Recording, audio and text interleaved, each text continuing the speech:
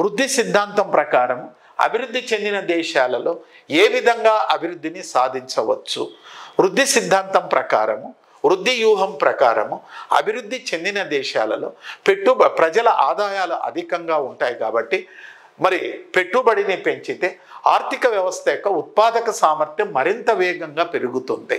ఆర్థిక వ్యవస్థ ఉత్పాదక సామర్థ్యం పెరగటం వల్ల పెద్ద ఎత్తున అంతర్జాతీయ ప్రమాణాలతో వస్తు సేవలను ఉత్పత్తి చేస్తారు.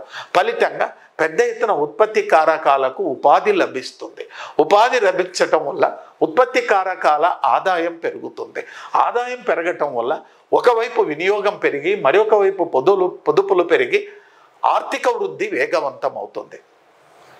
అదేవిధంగా వృద్ధి సిద్ధాంతమును అల్పాభివృద్ధి దేశాలలో కూడా సత్వర అభివృద్ధి సాధనకు ఉపయోగించుకొనవచ్చు అంటాడు ఎవరు? హారెడ్ డోమర్.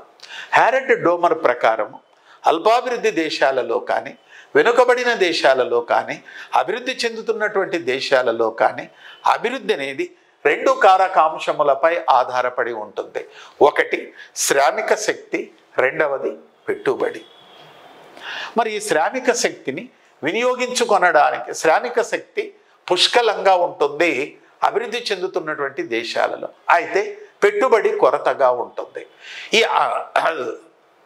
ఈ శ్రామిక శక్తిని అంతటిని కూడా వినియోగించుకోవాలంటే పెద్ద ఎత్తున పొదుపులను ప్రోత్సహిస్తే పెట్టుబడి పెరిగి ఈ శ్రామిక శక్తిని వినియోగించుకోవటం వల్ల అభివృద్ధి అనేది జరుగుతుంది అంటాడు ఎవరు?